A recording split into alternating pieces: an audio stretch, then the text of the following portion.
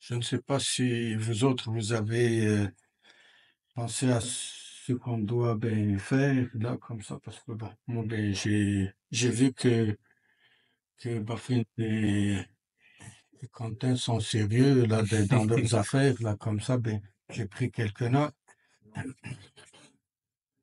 Bismillah, salatu salam ala rasulillah.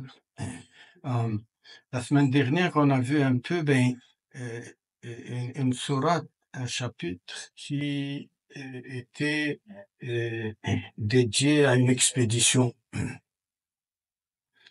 Et nous avons vu que plusieurs versets relevaient étaient en connexion avec cette expédition-là. J'ai une question là, et quand je pose des questions, c'est pas pour tester ma connaissance ou la vôtre, là, comme ça. C'est une technique juste pour que notre mémoire soit un peu plus éveillée. Quelle est l'autre, il y a eu une autre expédition pour laquelle Allah subhanahu wa ta'ala a fait descendre beaucoup de versets, surtout dans une sourate en particulier. Il y en a deux, une c'est celle que nous avons vue la dernière fois, c'est sourate Tawbah, de repentir. Il y a une autre. Cette expédition, bon, je vais vous donner quelques indices. On a deux légers et c'est une expédition qui est arrivée aussi avec un combat. Which one is that? Uhud, c'est bien plus tard que l'année deuxième de. C'est Badr. Badr, ça s'est passé pendant le mois de Ramadan, le 17e jour du mois de Ramadan. Et autre question, il y a eu combien d'expéditions qui ont pris le nom de Badr? Une seule, deux, trois? Une seule, qui dit mieux? Deux, il y en a eu deux expéditions là. J'ai pris des notes pour ne rien oublier, Inch'Allah. Il y a eu deux expéditions. Je vais en parler parce que c'est important de mettre les choses en perspective et dans les circonstances dans lesquelles Allah subhanahu wa ta'ala et son prophète sallallahu alayhi wa sallam ont décidé de certaines choses, de certaines expéditions. Donc il y a eu deux expéditions de Badr. La première, elle fait suite à une incursion des gens, des infidèles de Quraysh qui sont rentrés dans le territoire de Médine et qui ont volé plusieurs troupeaux qui appartiennent aux gens de Médine. Le prophète sallallahu alayhi wa sallam, lui, il y a une grosse boîte en haut, là, comme ça, il y a des ustensiles, il y a des assiettes, je pense aussi, mais c'est pas grave. Ok. Donc, ils ont volé, puis ils sont partis. Le prophète, sallallahu alayhi wa sallam, lui, les a poursuivis en vain parce que ils sont partis, puis ils n'ont plus fait, ils ont parti avec les troupeaux et puis ils les ont pas retournés et c'est tout. Donc, c'est dans ce contexte-là de prise de choses que la suite va venir aussi. Donc, la première expédition, celle de Badr, a duré quelques jours, là, comme ça, mais ils se sont pas rencontrés, il n'a pas pu poursuivre les gens qui ont volé. Par la suite, on est donc en l'an 2, il y a eu plusieurs événements, en l'an 2 de l'Hégire, et le prophète sallallahu alayhi wa sallam a dépêché un détachement de quelques hommes seulement pour aller pied vers la Mecque, tout en leur disant, ils étaient peut-être 7 ou 10 comme ça seulement. Il leur a dit, c'est en secret, Le prophète sallallahu alayhi wa sallam, avait toujours l'habitude il n'y a plus de... Est-ce que je peux me défaire de ça? Il n'y a plus de dame. Je pense, oui. Hein? Ok, merci. Le prophète sallallahu alayhi wa sallam avait l'habitude, lui, de ne pas divulguer là où il expédie les choses, là. Et, sauf la seule exception, c'était celle dont on a parlé la semaine dernière, là, celle de Tabouk, parce que c'était très loin, là. Et il avait peur dans la stratégie, il avait peur là qu'on sache ce qui se passe euh, dans la logistique et puis et puis le et pour éviter. Donc il les a préparés, mais il leur a dit, il a dit au chef, à l'émir du petit groupe là comme ça, dirigez-vous comme ça, mais il leur a pas dit exactement où. Au bout de la 3e journée de randonnée, il a donné au chef du détachement, il lui a donné une lettre cachetée. Il lui a dit, ben, au bout de 3 jours de marche, après 3 jours de marche, là, vous allez ouvrir la lettre et vous allez voir où est-ce que je vous envoie et puis quoi faire. C'était juste un secret pour pouvoir épier ce qui se passait ben, à la Mecque suite à ce vol-là. Et puis, ben, c'est quoi les préparatifs, c'est quoi qu'ils ont fait, parce qu'à chaque fois, ben, les infidèles étaient sur le bord de venir envahir Médine. Ils sont allés, donc là où un endroit précis, là comme ça, Beit Nakhl, je pense, là où le prophète sallallahu alayhi wa sallam, en revenant, ben, pendant les premières années, là, en revenant de Taïf, là où il a été maltraité, c'est là où il a passé la nuit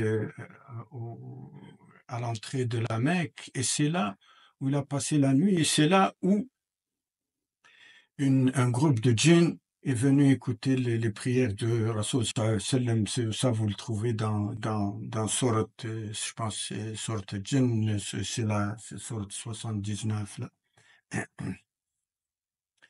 Donc, il leur a dit juste de il leur a pas dit de faire quoi que ce soit. Mais en même temps, au même endroit, est arrivé une petite caravane là de Taïf avec 4 bonhommes qui allaient vers la Mecque. Et n'oubliez pas, ben, on est en l'an 2 et on est au mois de Rajab, qui est un mois sacré. Même du temps du Jahiliya, même les gens ben, respectaient ben, la non-violence et tout ça. Il est dit que bon, il y en a 2 à un certain moment ben, qui se sont perdus et puis on les a pas retrouvés parmi le détachement que le prophète sallallahu alayhi wa sallam les a envoyés parce que leur chameau s'est égaré, ils sont égarés après lui, là, comme ça. Donc la caravane est arrivée, ben ils ont fait halte au même endroit que les gens, les compagnons du prophète sallallahu alayhi wa sallam. Et leur chef, c'était, je pense, le lendemain, c'était la fin de Rajab. Ils se sont parlé entre eux, ben, ceux qui restaient du détachement de Médine, là, ils se sont parlé entre eux, ben, ouais, ben, est-ce qu'on doit, ben, prendre ce qu'il y avait dans la caravane et tout ça. Finalement, ben, ils ont décidé de prendre ce qui était, ils en ont tué un, ils ont fait prisonnier 2 autres, et un s'est sauvé. Le quatrième s'est sauvé pour aller à la Mecque. Ils sont revenus vers Médine avec tout ça. Le prophète n'était pas content. Les compagnons du prophète sallallahu alayhi wa sallam n'étaient pas contents non plus. Ils leur ont dit, ben, vous n'aviez pas à faire tout ça pendant le mois de Rajab. Même les infidèles respectent ben, le mois sacré pour ne pas entrer en guerre, là, tout ça. Pour ne pas rentrer en guerre. Et là, ben, je demande à l'un d'entre vous d'aller vers Surat al-Baqarah, le verset 217. ils étaient mécontents parce que à un certain moment, ils ont eu l'argument avec les compagnons du prophète sallallahu alayhi wa sallam pour leur dire, radiyallahu anhum ajma'in, pour dire que le côté sacré de Rajab ne s'implique pas aux infidèles qui rompent n'importe quelle chose. Là. Allah subhanahu wa ta'ala a fait descendre le verset que Anis va nous lire en français. Si vous voulez que je l'en lise en arabe aussi, mais pour le temps, là, il vaut mieux qu'on le dise. Il s'interroge sur le fait de faire la guerre pendant les mois sacrés. Dit, y combattre est un péché grave, mais plus grave encore auprès d'Allah, et de faire obstacle au sentier d'Allah, d'être impie envers celui-ci et la mosquée sacrée, et d'expulser de là ses habitants. D'expulser de là ses habitants. L'association est plus grave que le meurtre. Or, ils ne cesseront de vous combattre jusqu'à ce qu'ils peuvent vous détourner de votre religion. Et ceux qui parmi vous abjureront leur religion et mourront infidèles, vaines seront pour eux leurs actions dans la vie immédiate et la vie future. Voilà les gens du feu, ils y demeureront éternellement. Donc, dans ce cas-là, la leçon, c'est que Allah subhanahu wa ta'ala est allé pour confirmer ce que ce détachement avait décidé de faire parce que c'est pire de faire de l'association à Allah subhanahu wa ta'ala et c'est pire aussi d'expulser Rasoul et ses compagnons. Dans ce cas-là, ça a marché. Ok. Pendant juste avant qu'on rentre dans le vif du sujet pour Badr, c'est dans quelle sourate c'est dans quel chapitre que la majorité des versets sont descendus à propos de Badr? Est-ce que c'est ça, Lui, il doit le savoir. Quelle sourate? Anfal, le butin. Anfal, c'est dans le. Mais avant qu'on arrive à sorte Anfal à la bataille de Badr, je voudrais vous dire que l'an 2 était riche en événements. L'an 2, c'est quoi qui s'est passé juste après cette chose-là? C'est quoi qui s'est passé? Deux choses, là, deux ordres d'Allah subhanahu wa ta'ala qui sont importants dans notre culte. Non? Salat min qabl. Zid. Deuxième année? La deuxième année. Siyam. Non? Sawm. Siyam. Quoi d'autre? Le Qibla. Donc, pendant la deuxième année, là, on est rendu au mois de Shaban, Allah subhanahu wa ta'ala, parce que le prophète sallallahu alayhi wa sallam, dès le début, quand il était à la Mecque, il se dirigeait vers le Kaaba.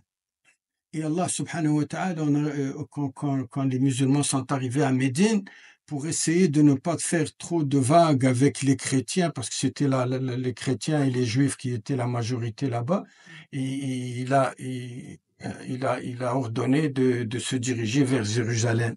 Mais le prophète sallallahu alayhi wa sallam n'arrêtait pas de prier pour qu'on revienne à la direction qu'a toujours eu Ibrahim alayhi salam ou Ismaël alayhi salam.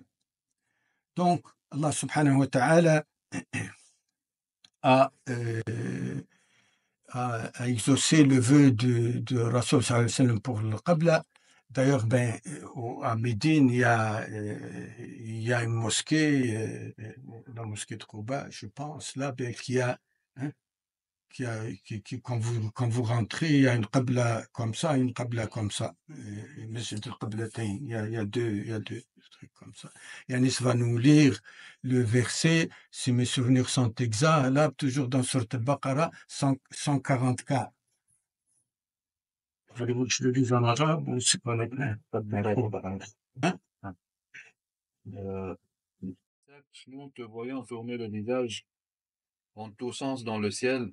Nous te faisons donc orienter vers une direction qui te plaît. Tourne donc ton visage vers la mosquée sacrée. Où que vous soyez, tournez-y vos visages.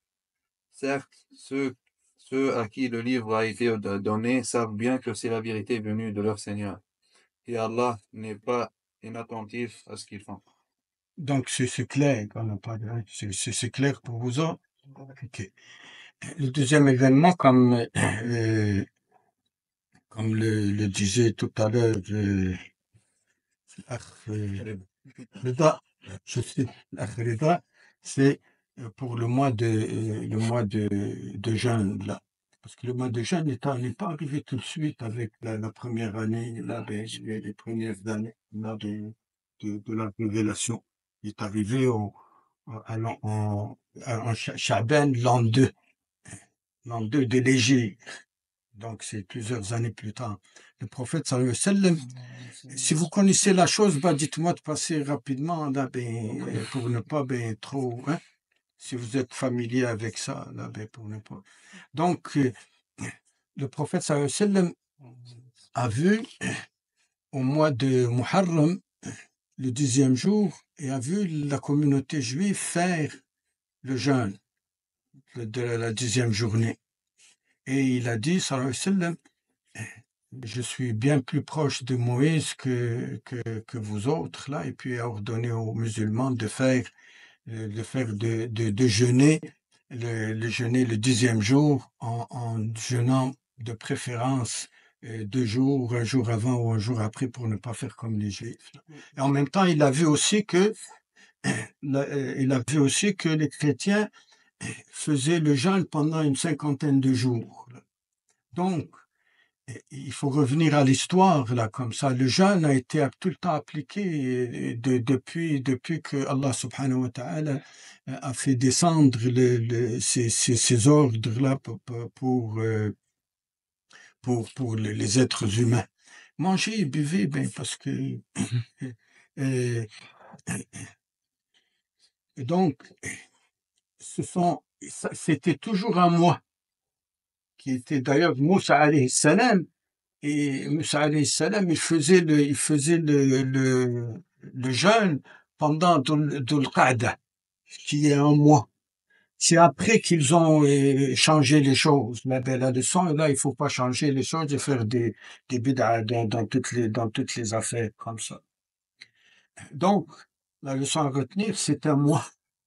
C'est la même chose aussi pour les chrétiens. Les chrétiens aussi, 50, 40 jours. D'ailleurs, c'est la fin, hein, n'est-ce pas? C'est la fin avec Pâques, c'est la fin du jeûne, là. Mais ils ont changé les affaires, là, comme ça, d'un mois. Donc, c'est ça. Donc, Anis va nous lire aussi. On est toujours dans Sourate al-Baqarah, les versets 183, 185. Vous voulez que je les lise en arabe? يا أيها الذين آمنوا كتب عليكم الصيام كما كتب على الذين من قبلكم لعلكم تتقون. Ça suffit. Vas-y. Ô les croyants, on vous a prescrit à Siyam comme on l'a prescrit à ceux d'avant vous, ainsi atteindrez-vous la piété. Akra, c'est le 183. Pendant un nombre déterminé de jours, كتب عليكم non, 183. أياما معدودات فمن كان منكم مريضا أو على سفر فعدة من أيام أخر وعلى الذين يطيقونه فدية طعام مسكين فمن تطوع خيرا فهو خير له وأن تصوموا خير لكم إن كنتم تعلمون. Pendant un nombre déterminé de jours, quiconque d'entre vous est malade ou en voyage devra jeûner un nombre égal d'autres jours. Mais pour ceux qui ne pourraient le supporter qu'avec grande difficulté, il y a une compensation. Nourrir un pauvre, et si quelqu'un fait plus de son propre gré, c'est pour lui. Mais il est mieux pour vous de jeûner, si vous saviez. Le 183, يا أيها الذين آمنوا كتب عليكم نعم. الصيام كما كتب على الذين من قبلكم لعلكم تتقون. Dans le 183, Allah nous rappelle que le siyam a été ordonné aussi, a été exigé de gens avant vous. Là. Donc ce n'est pas quelque chose de nouveau pour quiconque. Donc, ça, c'est la mise en place d'à peu près les circonstances dans lesquelles sont passées. Ben, moi, j'en prends pas. Je vais vous en faire.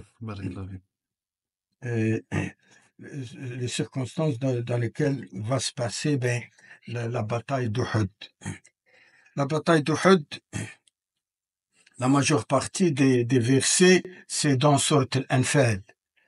By the way, Surat Al-Anfal, du point de vue chronologique, elle est 88.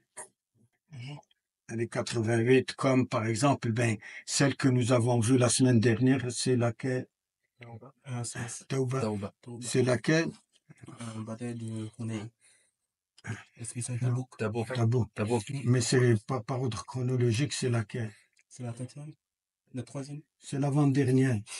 C'était à la fin. C'était juste avant Oui. le décès du prophète sallallahu alayhi wa sallam. C'est l'an 9 de l'Égypte, juste avant la mort.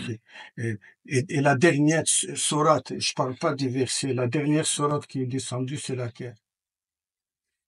Donc, le sourate Tawba, c'est 113, puisqu'il y a 114. Hein? Al-Nasr. Non. D'ailleurs, Nasr, Rasul sallallahu alayhi wa sallam, quand il est rentré à la Mecque, là, comme ça, quand il est rentré au Kaaba, il cassait les choses là, comme ça, et puis, depuis son entrée, il n'arrêtait pas de répéter Surat al-Nasr. C'est beau. Donc, on est dans ce Surat Al-Anfal, si vous voulez, un ou deux personnes d'entre vous, pour aider un peu Anis, sort le Coran ou alors vos affaires. L'Anfal, ça veut dire l'Anfal, ça veut dire le Ghanaïm. C'est le Ghanaïm. هو الأنفال نافلة, c'est tout ce qui est en excédent. C'est tout ce qui est en excédent. Ça a plusieurs sens en arabe. Nafila, le féminin, c'est tout ce qui est excédent, là, comme ça. Nafil, et ça a pris le butin, si vous voulez, l'anfal. Donc, l'anfal, ça commence par là. Tous les versets, il y en a 75, tous les versets sont descendus après l'Hégire, sauf 30 à 36. Et dans 30 à 36,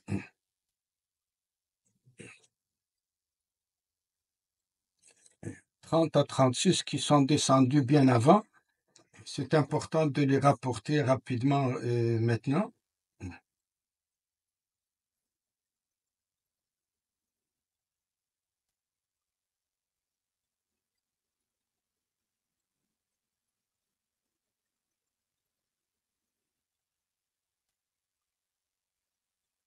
جاهز يا نعم. Okay. وإذ ينكر le premier verset. الأنفال. Anfal, نعم. يسألونك عن الأنفال قل الأنفال لله والرسول فاتقوا الله وأصلحوا ذات بينكم وأطيعوا الله ورسوله إن كنتم مؤمنين. Traduit si tu veux. Il t'interroge au sujet du butin. Dis le butin est à Allah et à son messager. Craignez Allah, maintenez la concorde entre vous et obéissez à Allah et à son messager, si vous êtes croyants. L'anfal, dans la tradition des Arabes avant, là, comme ça, c'était à qui mieux.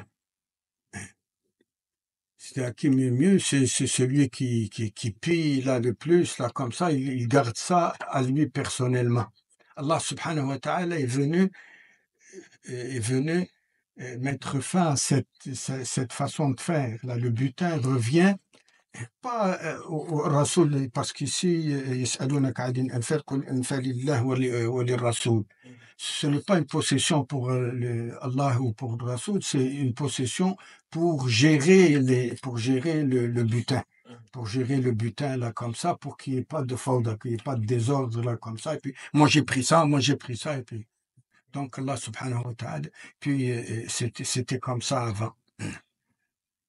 Donc le verset, je vais revenir sur ça tantôt, le verset 30 à 36, juste pour rappeler, parce que ça va nous intéresser plus tard,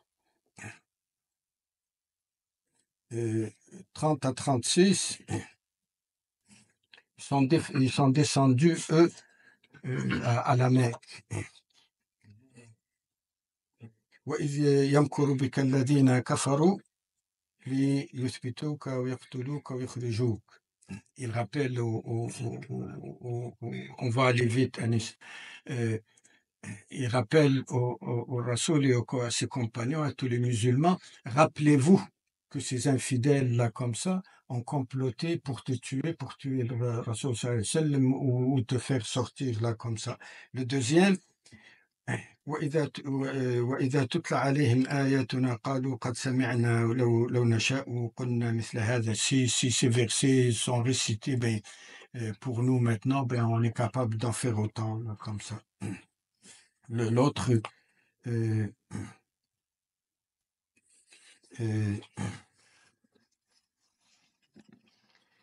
وإذ قال اللهم إن كان هذا هو الحق من عندك فامطر علينا حجارة من السماء وائتنا بعذاب أليم.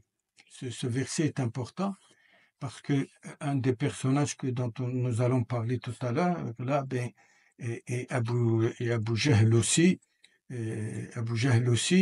ils ont fait ce défi-là. Et ils disent, aussi ils disaient Allah, hein, parce que ils ont changé. Si ceci est la vérité, donc ils disaient au prophète, là, c'est un défi. Fais donc descendre du ciel des pierres là pour nous tuer. Donc ce défi. Le verset après, وما كان الله ليعذبهم وأنت فيهم. Allah subhanahu wa ta'ala, il dit à Muhammad sallallahu alayhi wa sallam, nous n'avons pas les punir alors que tu es encore parmi eux. L'autre chose, وما لهم ألا يعذبهم الله وهم يصدون عن المسجد الحرام. Pourquoi est-ce que nous les punirons pas, nous les punirons pas à cause qu'ils essayent de mettre les gens en dehors de la mosquée sacrée. Et l'avant-dernier, c'est aussi un verset important.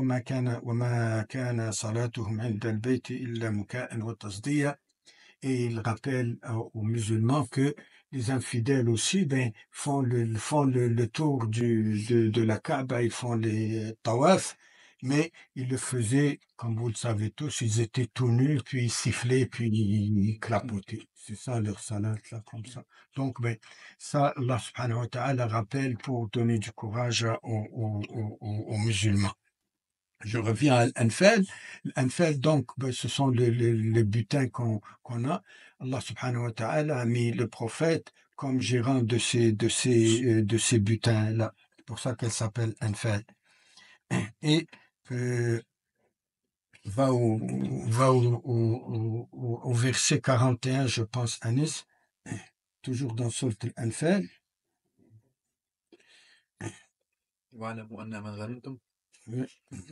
Est-ce que je lis seulement en français ou Comme tu veux. français seulement?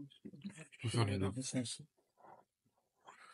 Et sachez que de tout butin que vous avez ramassé, le cinquième appartient à Allah, aux messagers, à ses proches parents, aux orphelins, aux pauvres et aux voyageurs en détresse. Si vous croyez en Allah et en ce que nous avons fait descendre sur notre serviteur, le jour de discernement, le jour où les deux groupes s'étaient rencontrés, et Allah est omnipotent. Est-ce qu'on a besoin de vous savoir, c'est clair pour vous autres? C'est-à-dire, ben, Allah subhanahu wa ta'ala, il décide que les 4/5 reviennent aux combattants et le 1/5 revient à la gestion de l'État, les choses sociales et puis pour tout ça. Ceci concerne seulement les butins qu'on acquiert lorsqu'il y a combat. Parce que quand il n'y a pas combat, par exemple, comme on a vu, la semaine dernière, sorte Tauba, il n'y avait pas eu de combat. Il n'y avait pas de combat. D'après vous, c'est quoi qu'Allah a décidé à propos de ça? Parce que pour les butins, il y a deux choses. S'il y a combat, 4/5 vont aux combattants, et c'est le prophète sallallahu alayhi wa sallam qui distribue de manière égale, et 1/5 va à la gestion de l'État et puis les pauvres et tout ça. Quand il n'y a pas de combat,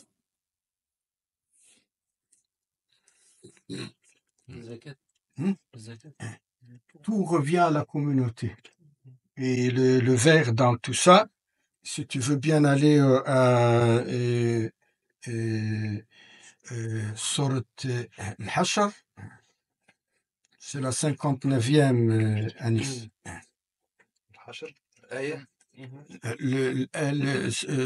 Non, Surat Al-Hashr. الآية 87 إن شاء الله.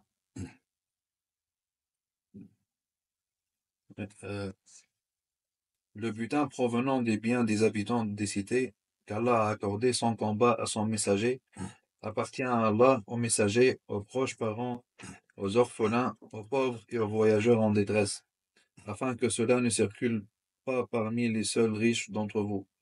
Prenez ce que le messager vous donne, et ce qu'il vous interdit, abstenez-vous-en,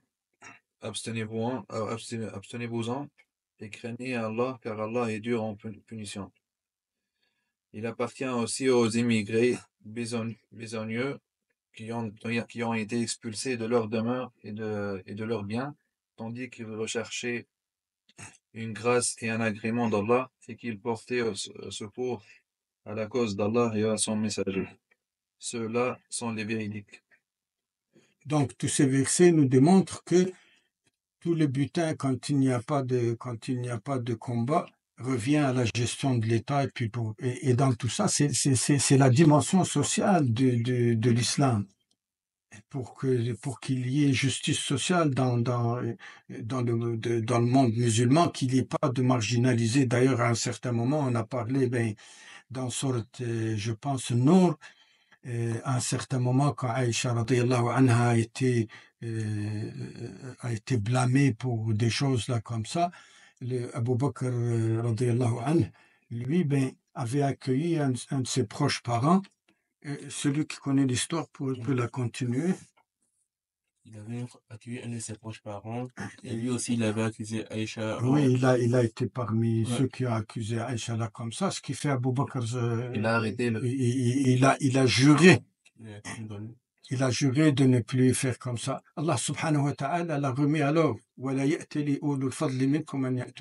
Que ceux qui sont aisés là comme ça ne jurent pas de ne plus prendre en charge les gens qui en ont besoin. Seulement, il y a aussi, dans l'islam, on ne marginalise pas quelqu'un en le dépouillant de tous ses droits, mais il y a une punition. Ces gens-là qui ont fait des témoignages, là, on ne prend plus leurs témoignages, et puis il y a des versets à propos de ça. Correct?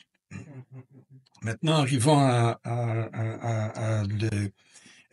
pour l'expédition.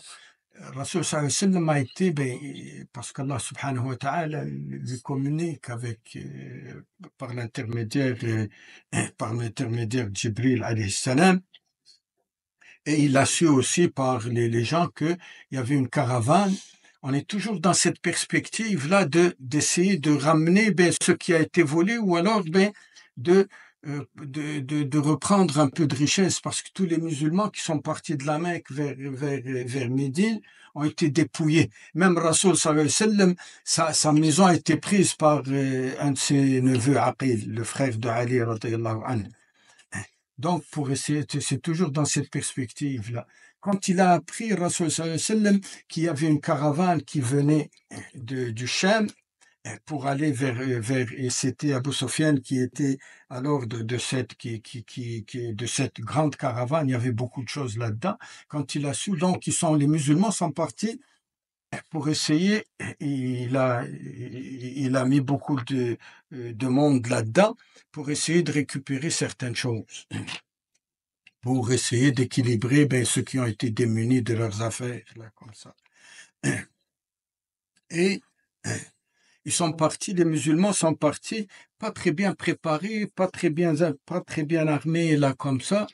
Et Abu Sufyan était perspicace, là.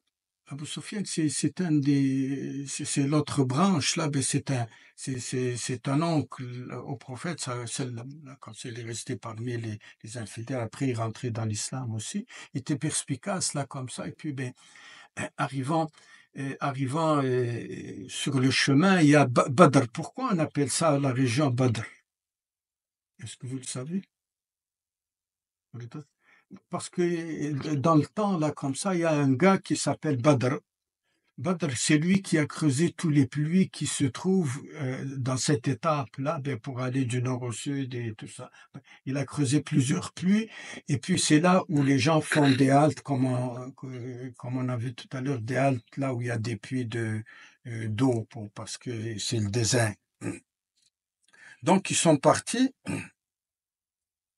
ils étaient, à tout casser, ils étaient à peu près 300. Abu Sufyan, à un certain moment, il a pris de l'avance là, avec un de ses compagnons, il a pris une avance là, sur la caravane, parce que c'est long, là, ça prend plusieurs jours, plusieurs semaines pour arriver juste à Badr pour voir si le prophète sallallahu alayhi wa sallam et les gens de Médine allaient les attaquer ou pas. Donc, en arrivant dans un puits là comme ça, il s'est enquis auprès de gens à côté, est-ce qu'il y a des gens là comme ça? Ils lui ont dit non, il n'y a personne là comme ça, mais perspicace, lui quand même. Là, ils ont dit, il y a eu 2 gars qui sont venus ici, là, et puis ils sont venus en éclaireur là comme ça, et puis ils sont restés là-bas avec leurs chameaux là comme ça. Il est allé voir.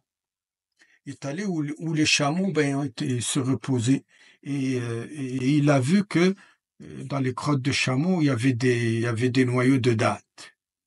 Et il a dit, ça ne peut être que des gens de Médine qui sont venus certainement pour nous épier, là, comme ça. Parce que son compagnon lui a dit, comment ça se fait, là, il lui a dit, seulement les gens de Médine donnent des dattes aux chameaux. En sachant ça, il a changé de direction. Mais avant qu'il change de direction, il a fait envoyer quelqu'un à la Mecque, là, quelqu'un qui est rapide, là, il avait un cheval rapide, là, comme ça, pour arriver à la Mecque, leur dire, si vous tenez à vos affaires, là, comme ça, envoyez une armée, là, parce qu'on va nous attaquer, puis vous allez perdre tous vos biens.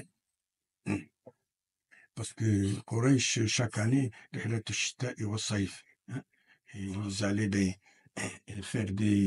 allaient faire leurs provisions 2 fois par an.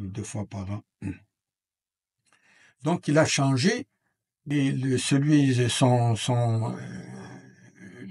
gars qui est allé avertir la Mecque, ils se sont préparés. Ils sont préparés, et puis ils ont fait le chemin sur Badr Et là, c'est important de retenir que Rasul sallallahu alayhi wa sallam et ceux qui l'accompagnaient n'étaient qu'à peu près, ça diffère un peu, 300, à peu près 313, 314 personnes seulement. Ils avaient un seul cheval, plusieurs chameaux, mais il y avait un seul cheval, ils étaient mal armés. Et l'armée d'Abu Jahl, c'est lui Abu Jahl, c'est lui qui, qui, euh, qui a mené les gens à la poursuite. Ils étaient plus d'un millier, ils avaient 100 chevaux, ils étaient très bien armés. Gardez ça en tête parce que c'est important dans la suite, là. Ils étaient bien armés, puis ils étaient décidés à faire, et en même temps, il disait à un des frères de celui qui a été tué, rappelez-vous, tout à l'heure quand on a parlé, on va venger ton frère et puis on va les. Et d'ailleurs, quand il parlait des gens de Médine et de Rassoul, il disait les bandits de Médine. Subhanallah. Donc, ils se sont ameutés, ils sont partis. Avec Rassoul, il y a eu un seul, ceux qui sont devenus après des lieutenants Khulafa Rachidine, il y en a un seul qui n'est pas parti. C'est lequel? Avec Rassoul. Non, Ali est parti avec lui, c'est lui le porte-drapeau. C'est Othman. Othman. Barakallahu fik. Othman, pourquoi? C'est Rassoul qui lui a dit de rester. Il lui a dit de rester parce que sa femme, Ruqayya, était très malade. La Ruqayya qui est une des filles du Rasoul sallallahu alayhi wa sallam. Ruqayya radiyallahu anha était très malade et c'était l'épouse de Uthman. Avant qu'elle soit l'épouse de Uthman radiyallahu anha, majma'in, elle était l'épouse d'un fils d'Abu Lahab, qui est l'oncle du prophète sallallahu alayhi wa sallam, Abu Lahab. Et les gens de la Mecque ont mis beaucoup de pression sur lui. Là, essaye de te débarrasser d'elle, là, comme ça. Dans ce cas-là, il l'a répudiée. Elle est allée donc à Médine, la rejoindre Rasoul sallallahu alayhi wa sallam. Et là, Rasoul sallallahu alayhi wa sallam l'a donné en mariage à Uthman radiyallahu anhu. Donc, en retenant que les musulmans étaient allés pour essayer de récupérer quelque chose, un butin. Ils n'étaient pas allés pour une guerre. Or, Allah subhanahu wa ta'ala, lui, avait d'autres desseins pour les musulmans. Et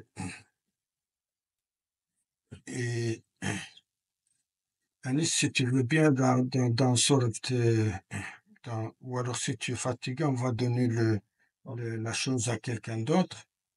Toujours dans sorte l'Anfal. 7 et 8. Je vais le lire en arabe et après tu vas le lire en français. وإذ يعدكم الله إحدى الطائفتين أنها لكم وتودون أن غير ذات الشوكة تكون لكم ويريد الله أن يحق الحق بكلماته ويقطع دابر الكافرين ليحق الحق ويبطل الباطل ولو كره المجرمون. وعليكم السلام. Rappelez-vous, quand Allah vous promettait qu'une des deux bandes sera à vous, vous désiriez vous emparer de celle qui était sans armes, alors qu'Allah voulait, par ses paroles, faire triompher la vérité et anéantir les mécréants jusqu'au dernier, afin qu'il fasse triompher la vérité et anéantir le faux, en dépit de la répulsion qu'en avaient les criminels. Dans ce cas-là, c'est clair. C'est clair. Dans ce cas-là, Allah subhanahu wa ta'ala, il avait promis, le prophète avait fait un rêve, il avait promis au prophète que vous allez vaincre par la puissance d'Allah subhanahu wa ta'ala et pour mettre fin à la dominance des autres. Mais seulement, les musulmans, ils voulaient, la préférence, c'était pour aller vers la caravane, celle qui n'était pas armée. Celle qui n'était pas armée.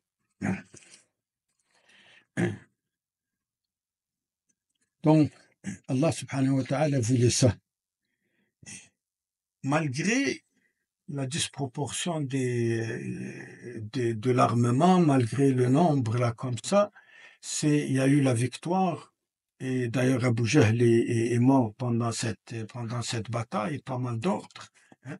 Les musulmans, ben, je pense qu'il y avait une 14 à peu près qui sont décédés, radiyallahu anhum, hein. Et parmi les autres, il y avait à peu près 70 qui ont décédé dans Abu Jahl. Il y a eu beaucoup de prisonniers aussi. Pourquoi? C'est parce que il y a eu l'intervention d'Allah subhanahu wa ta'ala. Ce n'est pas, ce n'est pas, ce n'est pas, ce n'est pas le fait d'armes là qui a fait que ils ont réussi à défaire les infidèles. Allah subhanahu wa ta'ala, par exemple, il a fait estimer les musulmans comme très peu nombreux aux yeux des autres. Il a fait estimer les infidèles très peu nombreux aux yeux des musulmans. Hein, aux yeux des musulmans. Et d'ailleurs, les versets sont clairs à propos de ça. Anis 43-44.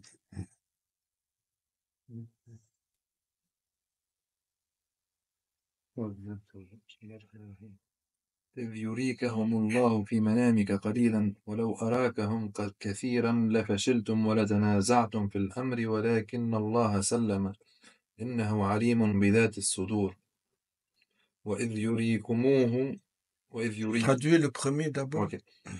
En songe, Allah te les avait montrés peu nombreux, car s'il te les avait montrés nombreux, vous auriez certainement fléchi.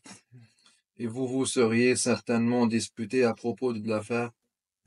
Mais Allah vous en a préservé. Il connaît le contenu des cœurs. وإذ يريكموهم إذ التقيتم في أعينكم قليلا ويقللكم في أعينهم ليقضي الله أمرا كان مفعولا وإلى الله ترجع الأمور. Et aussi, au moment de la rencontre, il vous les montrer peu nombreux à vos yeux, de même qu'il vous faisant paraître à leurs yeux peu nombreux afin qu'Allah parachève un ordre qui devait être exécuté. C'est à Allah que sont ramenées les choses. Donc ça, c'est une façon de l'intervention d'Allah subhanahu wa ta'ala, des choses qui dominent pour nous, ben, qui nous dominent. Aussi, l'intervention d'Allah subhanahu wa ta'ala qui est au-dessus de toute notre possibilité à nous, c'est en permettant aux musulmans d'avoir un sommeil paisible avant la bataille. Et aussi en faisant descendre de la pluie du côté où étaient les musulmans. Et dans ce cas-là, ben, il y a le verset 11. Si tu veux le lire, Anis.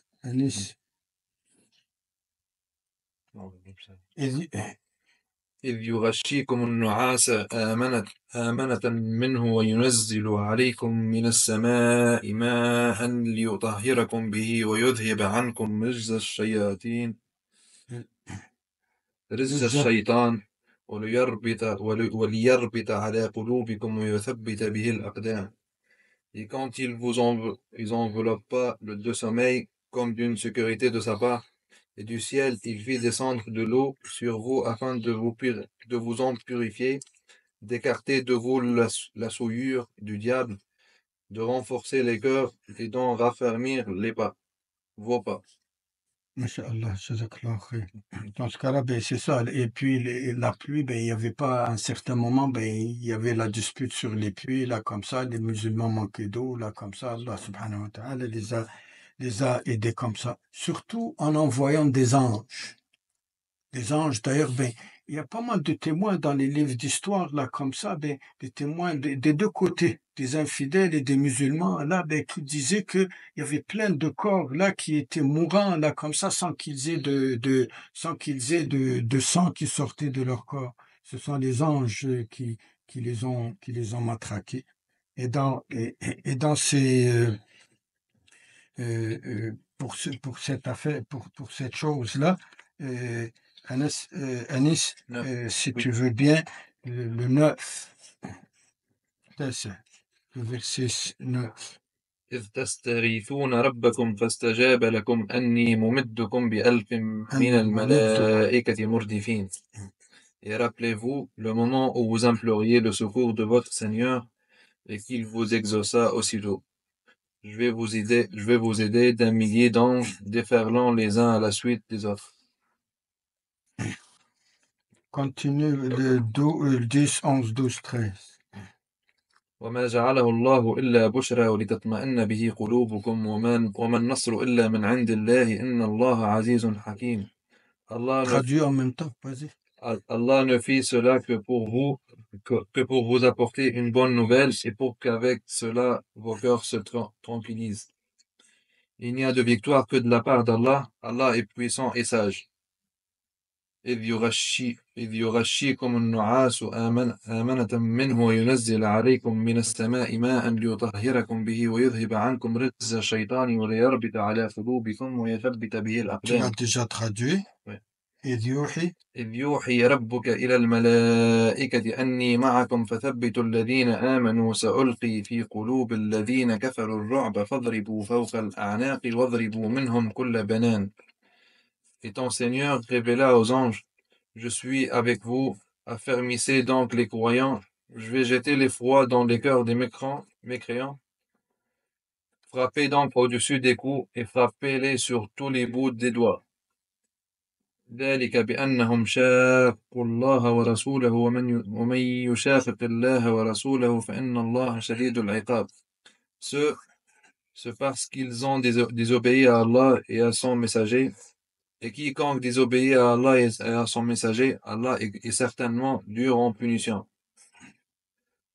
ذلكم فذوقوه وأن للكافرين عذاب النار. Voilà votre sort, goûtez-le donc, et aux mécréants, le châtiment du feu sera réservé. Inch'Allah, dans ce cas-là, Allah subhanahu wa ta'ala, il met l'épouvante dans le cœur des infidèles, là, pour qu'ils ne soient pas. C'est la façon avec laquelle. D'ailleurs, en écho à ces versets, il y a quelqu'un d'autre là pourrait peut-être prendre Al-Imran, le verset 123. Al-Imran, c'est la troisième. 123. Vas-y. Allah vous a donné la victoire à Badr, alors que vous étiez humiliés. Craignez Allah donc, afin que vous soyez reconnaissants. Inch'Allah. Puis après ça, il y a d'autres versets aussi qui disent, si ce n'est pas assez, le 1000 anges, Allah subhanahu wa ta'ala vous envoie 5000 et tout ça. Donc, Allah subhanahu wa ta'ala, en faisant tout ça, la dernière chose, c'est des miracles d'Allah subhanahu wa ta'ala qui le fait, c'est en faisant lever le vent. Comme il l'avait déjà fait pour Moïse, en faisant séparer la mer, là, comme ça, en faisant lever le sang. Rappelez-vous que Rasul sallam pendant Badr, là, comme ça, après une poignée de poussière, là, comme ça, il a fait comme ça. Il a fait comme ça, et puis, avec cette poussière, là, comme ça, et le vent, là, comme ça, il a pu, Allah subhanahu wa ta'ala, après, pour aveugler les infidèles. Et ce verset-là, c'est le 17, Anis. De Anfal. De Anfal, oui. فلم تقتلوهم ولكن الله قتلهم وما رميت إذ رميت ولكن الله رمى وليبلي المؤمنين منهم بلاء حسنا. Vous ne les avez pas tués, c'est Allah qui a tué, puis tu n'as pas jeté, tu n'as pas lancé quoi que ce soit, c'est Allah qui a fait tout ça. Il parlait de ce que vous venez de parler. Oui, de la poignée de terre. Ouais, et lorsque tu lançais une poignée de terre, ce n'est pas toi qui lançais, mais c'est Allah qui l'a lancé. Subhanallah. Pour aveugler Et c'est ça, ce sont les choses qu'Allah subhanahu wa ta'ala fait. Et j'implore Allah subhanahu wa ta'ala qu'il fasse la même chose pour nos frères à Gaza et puis en Palestine, Inch'Allah, ya Rabbil Alamin. C'est le verset qu'ils disent tout le temps lorsqu'ils sont en combat. Et- hein? وما رميت إذ رميت ولكن الله رمى. Vraiment. Dans toutes les vidéos, parce qu'il C'est dit, ça, c'est subhanallah. ça, subhanallah. Et en même temps, Allah subhanahu wa ta'ala, il recommande aux musulmans, et on va faire vite là, comme ça, on va faire vite, il recommande aux musulmans aussi, pendant qu'ils sont dans le combat, là, comme ça, de continuer à invoquer Allah subhanahu wa ta'ala. Vous voyez comme les enfants à Gaza, là, comme ça, mais subhanallah, subhanallah, masha'Allah, alhamdulillah, tout ça, et Allah aide là, comme ça. Les invocations d'Allah subhanahu wa ta'ala. Donc, c'est à peu près ça, la bataille de Badr, là, pour l'Anfal, on a vu l'Anfal, là, ce que ça voulait dire, là, et toujours dans sorte l'Anfal, le va au 46, 45, 46, Allah subhanahu wa ta'ala, à propos de l'invocation, la patience et le fait de rester unis. 45, 46. يا أيها الذين آمنوا إذا لقيتم فئة فاثبتوا واذكروا الله كثيرا لعلكم تفلحون. Ô vous qui croyez, lorsque vous rencontrez une troupe ennemie, soyez fermes et invoquez beaucoup Allah afin de réussir. وأطيعوا الله ورسوله ولا تنازعوا فتفشلوا وتذهب ريحكم واصبروا إن الله مع الصابرين. Et obéissez à Allah et à son messager, et ne vous disputez pas, sinon vous fléchirez et perdrez votre force. Et soyez endurants, car Allah est avec les endurants. Jazakallah khair. On a vu tout à l'heure que les musulmans ont fait des prisonniers et ont pris les butins. Dans la loi ancienne, là, comme ça, même chez Moïse et même chez les chrétiens auparavant, là, comme ça, le butin était brûlé parce qu'il faisait partie de la vie d'ici-bas, là, comme ça. Ça te fait sourire? Hein? Il était brûlé, puis les prisonniers étaient mis à mort complètement. Ils étaient complètement mis à mort, là, comme si c'était comme ça, c'était la façon de faire, là, comme ça. D'ailleurs, Allah subhanahu wa ta'ala, pendant cette bataille de Badr, interdisait aux musulmans de faire des prisonniers. Ministre 67, si mes souvenirs sont exacts. وما كان للنبي أن يكون له أسرى حتى يثخن في الأرض تريدون عرض الحياة الدنيا والله يريد الآخرة والله عزيز حكيم.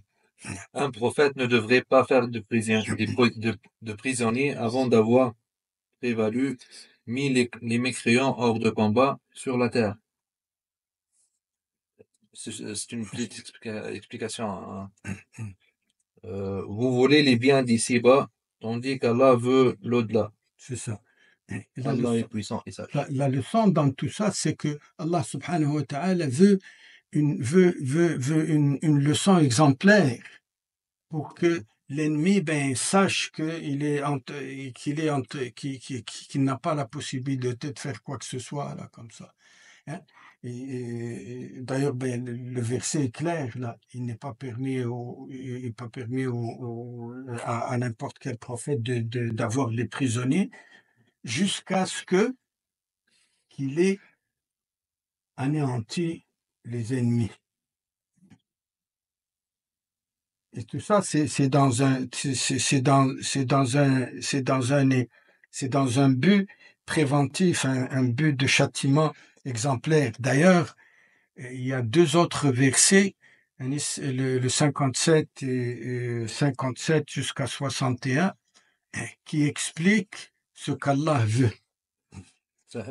فإما تثقفنهم في الحرب فشرد بهم من خلفهم لعلهم يذكرون. Donc, si tu les maîtrises à la guerre, inflige-leur un châtiment exemplaire de telle sorte que ceux qui sont derrière eux soient effarouchés, afin qu'ils se souviennent. وإما تخافن من قوم خيانة فانبذ إليهم على سواء إن الله لا يحب الخائنين. Et si jamais tu crains vraiment une trahison de la part d'un peuple, Dénonce alors le pacte que tu as conclu avec d'une façon franche et loyale, car Allah n'aime pas les traîtres. Inch'Allah, jazakallahu khayr. Cette interdiction-là, ben, mais Allah subhanahu wa ta'ala, on va voir tantôt là comme ça, ben, il va être clément envers le prophète sallallahu alayhi wa sallam et les compagnons aussi. D'ailleurs, cette interdiction-là et ce verset-là il a été abrogé par un autre. Si quelqu'un veut, ben, va au surat 47 Mohammed. D'après toi. Bonne question. Hein? Bonne question. 4. Lorsque vous rencontrez au combat ceux qui vous ont mécru, frappez en les coups, puis quand vous les avez dominés, enchaînez-les solidement. Ensuite, c'est soit la libération gratuite, soit la rançon, jusqu'à ce que la guerre dépose ses fardeaux. Il en est ainsi, car si Allah voulait, il se vengerait lui-même contre eux. Mais c'est pour vous éprouver les uns par les autres, et ceux qui seront tués dans le chemin d'Allah, il ne rendra jamais vaine leur action. Inch'Allah, jazakallah. Dans ce cas-là, on voit que après ça, Allah subhanahu wa ta'ala, quand les musulmans ont commencé à être un peu plus forts, là, comme ça, il leur a permis de faire des prisonniers. Et quand ça a pris, je pense, 13 ans avant que Allah subhanahu wa ta'ala ne permette aux musulmans de se défendre. Reda, tu dois te rappeler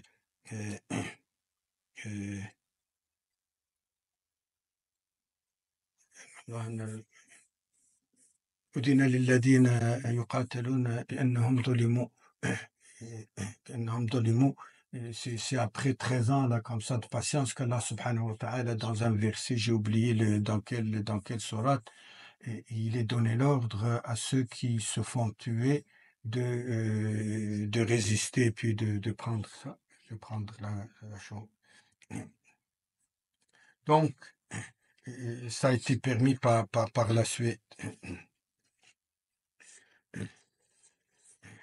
Dans ce cas-là, donc on a vu que Allah subhanahu wa ta'ala, au moment même, il ne voulait pas que les musulmans s'arrêtent au butin seulement et aux prisonniers, là, comme ça, pour avoir de l'argent aussi, mais c'est pour effaroucher complètement les autres, là, comme ça. Et devant cette interdiction, là, comme ça, qu'Allah subhanahu wa ta'ala a mise, le prophète sallallahu alayhi wa sallam a demandé l'avis de certains compagnons. On va juste citer l'avis quand il a demandé l'avis de Omar radiyallahu anhu et de Abu Bakr radiyallahu anhu, d'autres aussi, là, comme ça. Omar radiyallahu anhu, il lui a dit, les prisonniers, il faut les tuer. Que chacun, pour qu'il n'y ait pas de zizanie, par exemple, Hamza, radiyallahu anhu, l'oncle du prophète, tue son frère qui est Abbas, qui était prisonnier, que Ali, karramallahu wajha, tue son frère qui est Aqil, et de brûler tout le butin parce que Allah subhanahu wa ta'ala ne veut pas. Abu Bakr, lui a dit non, il faut être un peu plus miséricordieux. Le Rasoul sallallahu alayhi wa sallam, c'est important de voir comment le Rasoul sallallahu alayhi wa sallam traite ces choses-là et qu'Allah subhanahu wa ta'ala l'agrée par la suite. Il dit à propos d'Omar, oh Omar, toi, tu es comme Jibril. Wa alaykoum salam, tu es comme Jibril. Par exemple, qui vient avec des tempêtes, là, comme ça, pour écraser l'autre, par exemple. En toi, il y a un semblable de Nuh. Tout à l'heure, tu disais Nuh. Nuh qui disait, vas-y. Inna arsalna Nuhan ila qawmihi an anzir qawmaka min qabl an ya'tiyahum azab. وقال نوح ربي وقال إني ربي إني وقال نوح ربي لا تذر على هذه الأرض من الكافرين ديار. ديار. D'ailleurs. Noah, par exemple, lui aussi, ben, il implorait Allah subhanahu wa ta'ala. D'ailleurs. Et donc, il lui a dit, ben, toi, tu es comme nous. Hein, qui lui, ben, dit, anéantit, ben, tous ceux qui, Noah disait, il implorait Allah, anéantit tous ceux qui mécréants, là, comme ça. Il lui dit aussi, tu es comme Moussa. Moussa, lui aussi, alayhi salam, qui disait ben, dans sourate Yunus, ربنا اطمس على أموالهم. Allah subhanahu wa ta'ala demande à Allah subhanahu wa ta'ala d'anéantir toutes leurs richesses et de les anéantir, là, comme ça. Abu Bakr, lui, il était plus léniant. Il disait, ben, il faut être miséricordieux. Et Rasul sallallahu alayhi wa sallam, il lui a dit, Ya Abu Bakr, toi, tu es comme Mikaïl. Mikaïl qui apporte la pluie, par exemple, et puis la clémence aux gens. Tu es comme Ibrahim. Ibrahim qui, par exemple, qui dit dans sourate Ibrahim d'ailleurs, فمن تبعني فإنه مني ومن عصاني فإنك غفور رحيم. Hein? Ibrahim qui disait, celui qui me suit, il sera des miens, mais celui qui me désobéit, oh Allah, tu es Ghafour Rahim. Tout le monde comprend ça. Et il dit aussi, Abu Bakr, toi tu es aussi comme Isa. Isa qui dit dans sourate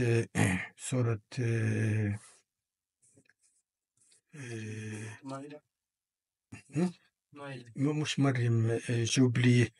إن تعذبهم فإنهم عبادك وإن تغفر لهم فإنك أنت الغفور الرحيم. أنت الغفور فأنت العزيز الحكيم. Et tu es comme Isa qui implore Allah, si tu les punis, ils t'appartiennent, ils sont tes sujets, mais si tu leur pardonnes, tu es clément et sage. Le prophète sallallahu alayhi wa sallam a prié tout de suite, là, comme ça. Donc, il dit pas, là, t'as raison, t'as tort, là, comme ça, la façon avec laquelle il fait les choses. Allah subhanahu wa ta'ala a fait descendre tout de suite, là, les versets 68 et 69, toujours dans sourate Anfal. 68. 68, 69.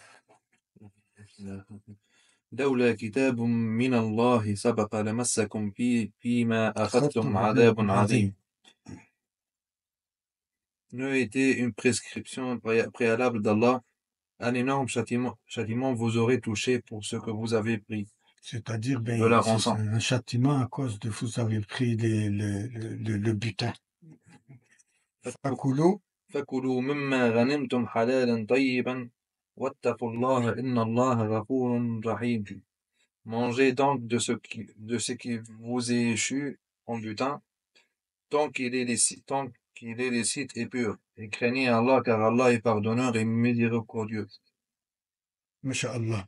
Jazakallah khair. Dans ce cas-là, ben Allah subhanahu wa ta'ala est allé dans statut et il a permis aux musulmans d'avoir ce butin-là comme ça pour partager par Rasul sallallahu alayhi wa sallam. Pour finir, parmi les prisonniers, il y avait beaucoup de prisonniers. Il y a beaucoup de choses à dire dans ça et beaucoup de versets.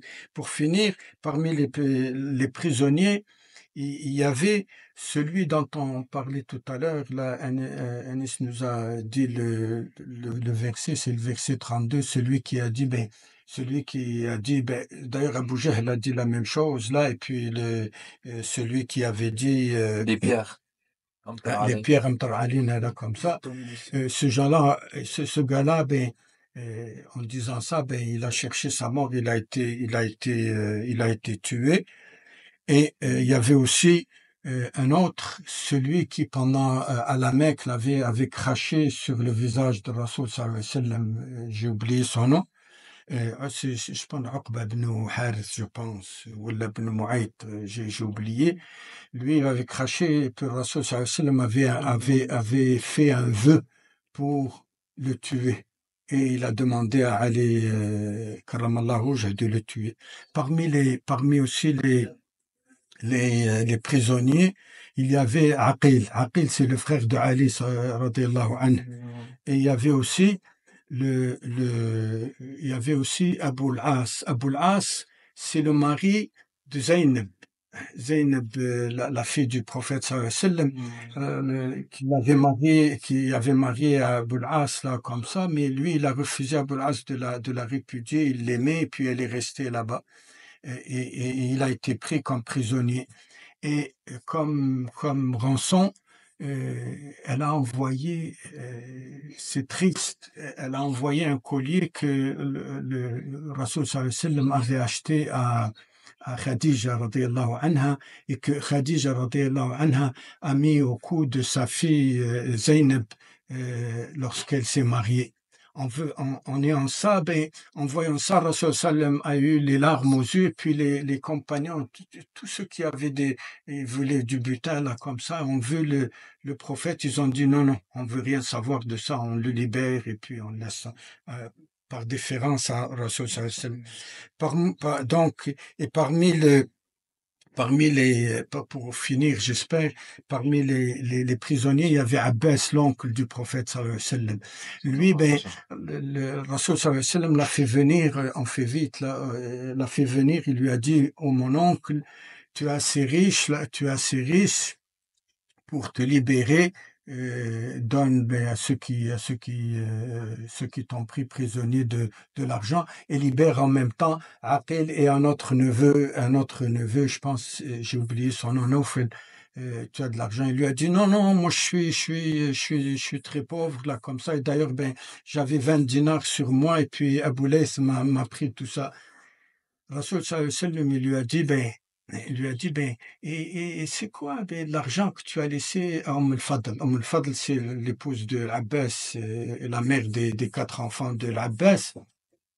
Il lui a dit, comment tu le sais?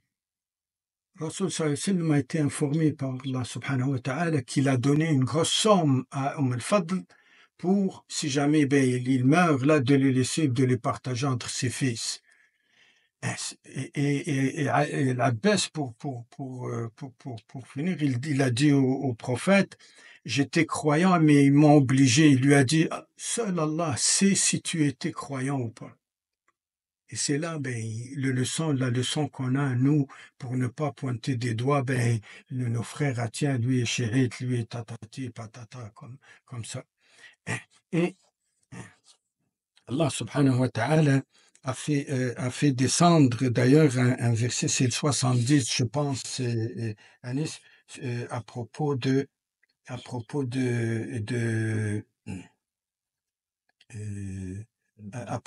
Abbas.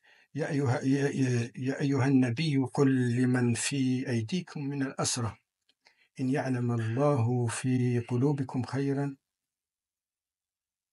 Traduit. Ouais. Ô prophète, dis aux captifs qui sont entre vos mains, si Allah sait qu'il y a quelque bien dans vos cœurs, il vous donnera mieux que ce qui vous a été pris et vous pardonnera. Allah est pardonneur et miséricordieux. Donc, cela, d'ailleurs, de l'histoire de l'Abbas, en faisant ça, Allah subhanahu wa ta'ala ouvre la porte à tout le monde, à ceux qui font preuve de repentir, là, comme ça. Et d'ailleurs, quand il a donné, il a donné de l'argent, là, comme ça, il a fait venir son argent de chez sa femme, là, pour se libérer les 2 neveux, et puis quelqu'un d'autre, là, comme ça, et puis ils sont tous devenus musulmans, et Allah subhanahu wa ta'ala l'a enrichi bien plus après. Pour finir, le dernier truc, là, comme ça, c'est à propos de la concorde, de l'héritage, là, comme ça, il était de coutume, là, à Médine, que les gens qui accueillaient les gens, les muhajirines, il était de coutume qu'ils soient solidaires et que même eux puissent hériter les uns des autres. À ce moment-là, Allah subhanahu wa ta'ala a mis fin à la solidarité, oui, l'union, oui, mais pour ne pas hériter, et c'est le dernier verset de Sourate Al-Anfal qui interdit l'héritage aux gens qui ne sont pas proches de ça. Veux-tu le lire? Le dernier, le 75. Oui. والذين آمنوا من بعد وهاجروا وجاهدوا معكم فأولئك منكم وأولو الأرحام بعضهم أولى ببعض في كتاب الله إن الله بكل شيء عليم. Et ceux qui après cela ont cru et émigré et lutté en votre compagnie, ceux-là dont des vôtres, ceux-là sont des vôtres. Cependant, ceux qui sont liés par la parenté ont priorité les uns envers les autres. D'après le livre d'Allah, certes, Allah est omniscient. Et ce verset-là abroge deux autres versets, un verset plus haut, un verset dans sorte Nisa, je pense que c'est le 33, là, comme ça, qui permet l'héritage entre les gens. Alhamdulillah, ala fadlika ya rabbil alamin. Dinna dua.